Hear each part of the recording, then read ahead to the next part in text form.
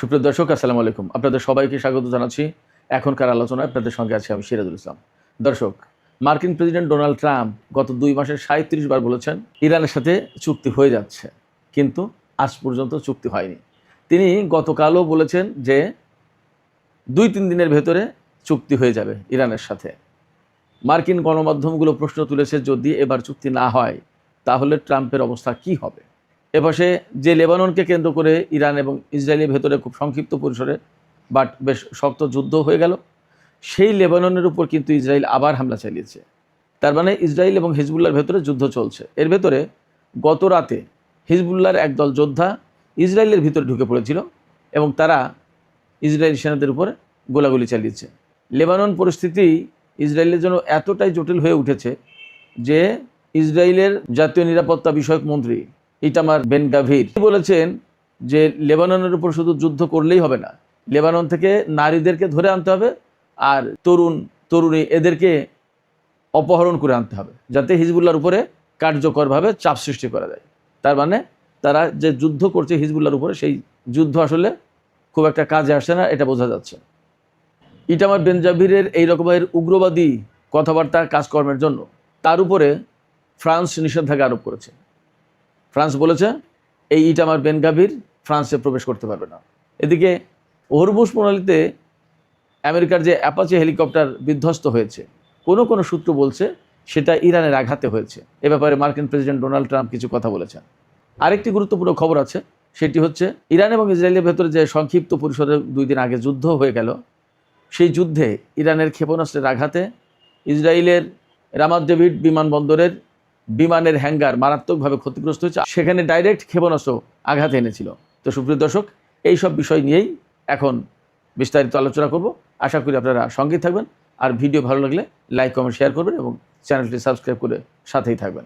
দর্শক, প্রথম আলোচনা যেটা করতে চাই সেটি হচ্ছে যে মার্কিন প্রেসিডেন্ট ডোনাল্ড ট্রাম্প তিনি গত 2 মাসে অন্তত 37 বার তিনি বলেছেন যে ইরানের সাথে চুক্তি হয়ে যাচ্ছে, কিন্তু আজ পর্যন্ত কোনো চুক্তির খবর নেই।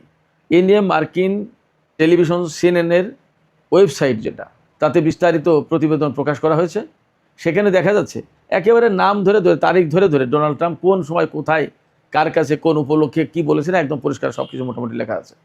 6 April, 7 April, 28 April, 15 April, 16 April, 29 March, এইরকম বিভিন্ন তারিখে ডোনাল্ড ট্রাম্প বলেছেন যে ইরানের সাথে চুক্তি হয়ে যাচ্ছে, আমরা ভেরি গুড ডিল করতে যাচ্ছি, ভেরি বিউটিফুল, গ্রেট ডিল, অনেক কিছু বলেছে, কিন্তু এই পর্যন্ত আসলে কিছুই হয়নি। তো এই যে ডোনাল্ড ট্রাম্প একের পর এক তিনি বলে যাচ্ছেন বা বলে গেছেন, কালকেও বলেছেন যে ইরানের সাথে চুক্তি হয়ে যাচ্ছে এবং খুব একটা ভালো চুক্তি হবে, আমাদের প্রত্যাশা মতো আমরা যেভাবে চুক্তি চাই সেইভাবে হবে, এবং ইরান আমাদেরকে সব কিছু দিয়ে দিতে রাজি হয়েছে। কি দিতে রাজি হয়েছে তিনি আর বিস্তারিত বলেন। তিনি বলছেন যে ইরান আমাদের সব কিছু দিতে রাজি হয়েছে, একটা গ্রেট ডিল হতে যাচ্ছে এবং এটা আমাদের অনুকূলে, আমাদের পক্ষে থাকবে সে ডিল, খুব ভালো একটা চুক্তি হতে যাচ্ছে। তিনি বলেছেন যে ইরান কখনো পরমাণু বোমা বানাবে না, এই নিশ্চয়তা সহ অনেক কিছু দিচ্ছে উল্লেখ করেছেন, সেটা আসলে উল্লেখ করার খুব জরুরি কিছু না। এই কারণে ইরান সরকারের পক্ষ থেকে এখনও পর্যন্ত বলা হচ্ছে যে আমরা পরমাণু বোমা বানাতে চাই না, বানাবো না। এই ব্যাপারে যদি কথার কথা ইরান চুক্তিও করে যে ঠিক আছে আমরা 10 বছর বা আগামী কোনো দিন আমরা বোমা বানাবো না, সেটা ভিন্ন জিনিস। ইরান বারবারই বলেছে যে আমার পরমাণু বোমার প্রয়োজন নেই, আমার যা আছে তা দিয়ে পরমাণুর চেয়ে অনেক বড় কিছু করা যাবে। তো সেই জায়গায় যদি ডোনাল্ড ট্রাম্প ইরানের কাছ থেকে এই সম্মতি আদায় করে বা এই সম্মতি পায় যে ইরান বলবে আমরা পরমাণু বোমা বানাবো না, আর এর ভিত্তিতে যদি চুক্তি করে ফেলে, তার মানে ডোনাল্ড ট্রাম্প আসলে ইরানের কাছ থেকে কিছুই পায়নি, এটা ধরে নিতে হবে।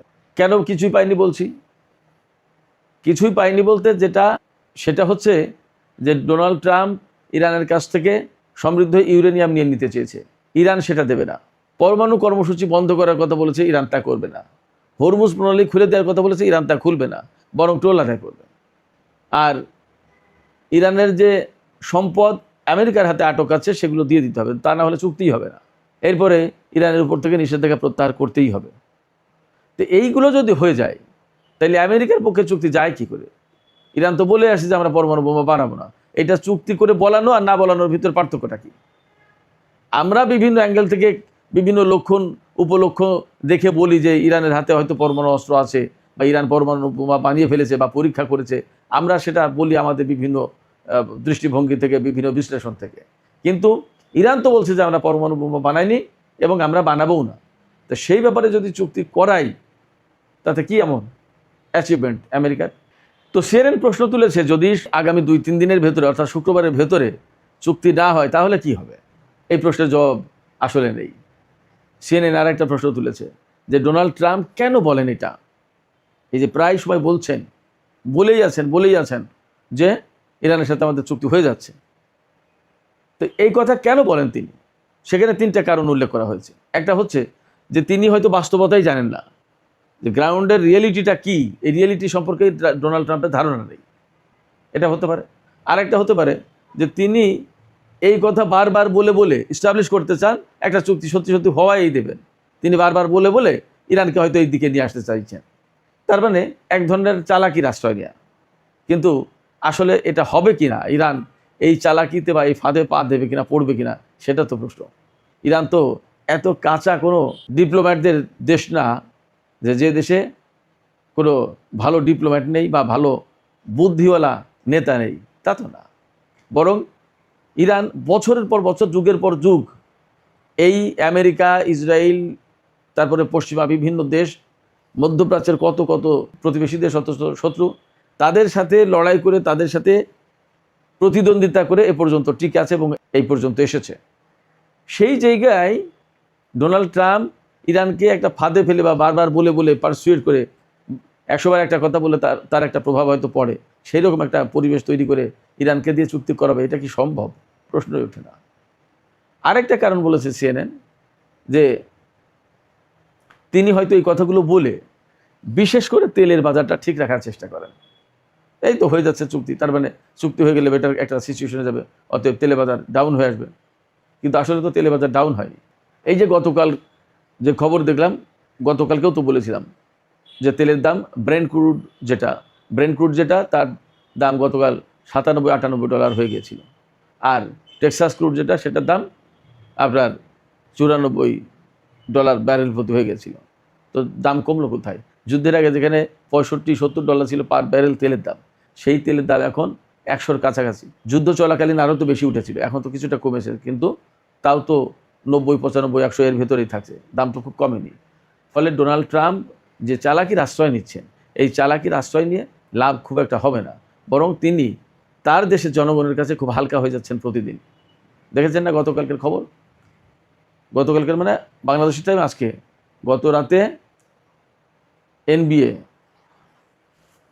ন্যাশনাল বাস্কেটবল দলের যে ফাইনাল ম্যাচ, সেই ফাইনাল ম্যাচ অনুষ্ঠিত হয়েছে। সেই খেলা তিনি দেখতে গিয়েছিলেন।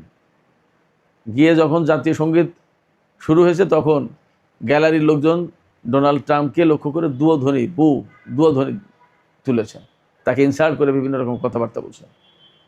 আমেরিকার প্রেসিডেন্ট আমেরিকার জনগণের কাছে এই রকম বাজে অবস্থার মুখে পড়েছে খুব কমই। ডোনাল্ড ট্রাম্প কিন্তু পড়েছেন। কেন পড়েছেন?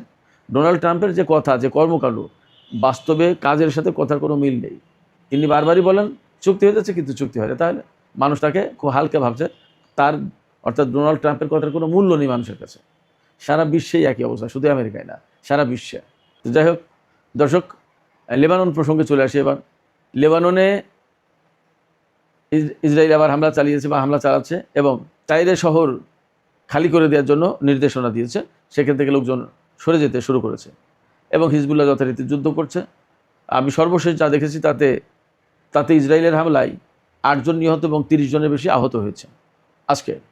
তো সেক্ষেত্রে ইরান ইসরায়েল যুদ্ধ বন্ধ হলেও ইসরায়েল কিন্তু লেবাননে আগ্রাসন বন্ধ করেনি। এটা খুবই দুঃখজনক এবং ইরান এখন কি করে সেটা একটা দেখার ব্যাপার। আমরা জানি না, যেহেতু চুক্তির কথা হচ্ছে, সেই জায়গায় ইরান একটু ধৈর্য ধরবে নাকি আবার ইসরায়েলের উপর হামলা চালাবে, আমরা জানি না, দেখার ব্যাপার। তো এর ভেতরে গত রাতে হিজবুল্লাহর কিছু যোদ্ধা দক্ষিণ লেবানন থেকে ভিতরে ঢুকে গিয়ে একদল সেনা ছিল, ইসরায়েলি সেনা, তাদের উপরে গোলাগুলি চালিয়েছে। তাতে বেশ কয়েকজন সেনা আহত হয়েছে আর হিজবুল্লাহর একজন সদস্য সেখানে নিহত হয়। তো হিজবুল্লাহ আসলে ডেসপারেটলি ইসরায়েলের ভেতরে ঢুকে অভিযান চালিয়েছে, এটা কিন্তু গুরুত্বপূর্ণ একটা সিগন্যাল। তার মানে তারা হয়তোবা ইসরায়েলের ভিতরে ঢুকে যাওয়ার যে বিষয়টা, সেটা অনেকটা রেকি করার মতো বা প্র্যাকটিস করার মতো করে নিল। সামনে হয়তো বা আরও বড় কিছু দেখা যেতে পারে। এই লেবানন থেকে ইসরায়েলের ভেতরে ঢুকে এ ধরনের আরও অভিযানের সম্ভাবনা মনে হয় তৈরি হলো। এদিকে ইসরায়েলের যে জাতীয় নিরাপত্তা মন্ত্রী ইটামার বেন গাভির, এই লোক বলেছে যে হিজবুল্লাহর উপরে আরও বেশি চাপ সৃষ্টি করার জন্য লেবানন থেকে নারীদেরকে, যুবক যুবতী, তরুণ তরুণী এদেরকে ধরে আনতে হবে। চিন্তা করেন কী ধরনের মন মানসিকতা পোষণ করে। সারা বিশ্বে এই লোক উগ্রবাদী হিসেবে পরিচিত। ফ্রান্স তার উপরে আজকে নিষেধাজ্ঞা আরোপ করেছে তার এই উগ্রবাদী কথাবার্তা, উগ্রবাদী আচরণের কারণে। দেখা যাক কি হয়। এপাশে ইটালিও এই ইটামার বেন গাভিরের ব্যাপারে কড়া বক্তব্য দিয়েছে ইটালি পররাষ্ট্রমন্ত্রী। ইটালির সাথে তো ইসরায়েলের সম্পর্ক চরম খারাপ অবস্থায় গেছে, সেটা তো আপনারা সবাই জানেন। তার মানে ইউরোপের দেশগুলোতে ইসরায়েলের অবস্থা কিন্তু দিন দিন ভীষণ খারাপ হয়ে যাচ্ছে। 2-3 দিন আগে তো একটা জনমত জরিপ এসছে যে সারা বিশ্বের 28টা দেশে ইসরায়েলের ব্যাপারে জনমত জরিপ করা হয়েছে, তাতে 21-22টা দেশে শতকরা 80% লোক ইসরায়েলকে অপছন্দ করে। এই ইসরায়েল এবং ইরানের ভেতরে গত 2 দিন আগে যে যুদ্ধ হয়ে গেল, সেই যুদ্ধে ইরান সবচেয়ে গুরুত্ব দিয়ে হামলা চালিয়েছিল রামাত ডেভিড এয়ারপোর্টে। এই রামাত ডেভিড এয়ারপোর্ট সম্পর্কে আমি আপনাদেরকে বলেছিলাম। রামাত ডেভিড এয়ারপোর্ট হচ্ছে ইসরায়েলের উত্তরাঞ্চলে অবস্থিত এবং এটি 1942 সালে ব্রিটিশরা প্রতিষ্ঠা করেছিল দ্বিতীয় বিশ্বযুদ্ধের সময়। তারপরে দ্বিতীয় বিশ্বযুদ্ধ শেষে 1948 সালে তো ইসরায়েল প্রতিষ্ঠা হয়। ইসরায়েল প্রতিষ্ঠা হওয়ার পর এই বিমানবন্দরটা তাদের দখলে চলে যায়, তারা হাতে রাখে। এবং এই বিমানবন্দর থেকে লেবানন, সিরিয়া এইসব জায়গায় ইসরায়েল এর আগে বহুবার হামলা চালিয়েছে এবং এই বিমানবন্দরটা লেবানন, সিরিয়া এই সমস্ত জায়গায় হামলার জন্য খুব বেশি কার্যকর। এই রামাত ডেভিড এয়ারপোর্ট থেকেই লেবাননের রাজধানী বৈরুতে গত পরশুদিন হামলা চালানো হয়েছিল, যেদিন ইরান পাল্টা হামলা চালালো। রামাত ডেভিড এয়ারপোর্ট থেকে যেহেতু ইসরায়েল লেবাননের রাজধানী বৈরুতে হামলা চালিয়েছে, সেই জন্য ইরান ওই বিমানবন্দরে হামলা চালিয়েছে, যেখান থেকে হামলা চালানো হয়েছে সেখানে পাল্টা হামলা চালিয়েছে। তো এই হামলায় দেখা গেছে, স্যাটেলাইট ইমেজে দেখা গেছে যে এই রামাত ডেভিড এয়ারপোর্টের একটা হ্যাঙ্গার, যেখানে বিমান রাখা হয়, যুদ্ধ বিমান। আপনারা যদি কোনো বিমান ঘাঁটিতে গিয়ে থাকেন তাহলে দেখবেন, বিমান ঘাঁটি মানে সামরিক বাহিনীর বিমান ঘাঁটি যেটা, সেখানে দেখবেন যে বড় বড় মানে স্টিলের বড় বড় শেড থাকে, ওগুলোকেই হ্যাঙ্গার বলে। অনেকগুলো যুদ্ধ বিমান সেখানে রাখা যায় নিরাপদে।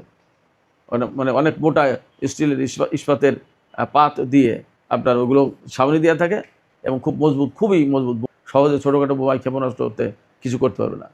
এই রকম হ্যাঙ্গারের উপরে ডাইরেক্ট হিট করেছে ইরানের ক্ষেপণাস্ত্র এবং তাতে ভেতরে কী ধরনের ক্ষয়ক্ষতি হয়েছে তা জানা যায়নি, কিন্তু ডাইরেক্ট হিট করেছে এবং সেই হ্যাঙ্গার যে ক্ষতিগ্রস্ত হয়েছে এটা স্যাটেলাইট ইমেজে দেখা যাচ্ছে। তবে আমি গত রাতে একটা বিশেষ সূত্র থেকে খবর পেলাম যে ইরান ইসরায়েলের এই যুদ্ধে ইসরায়েলের 11 জন সেনা মারা গেছে।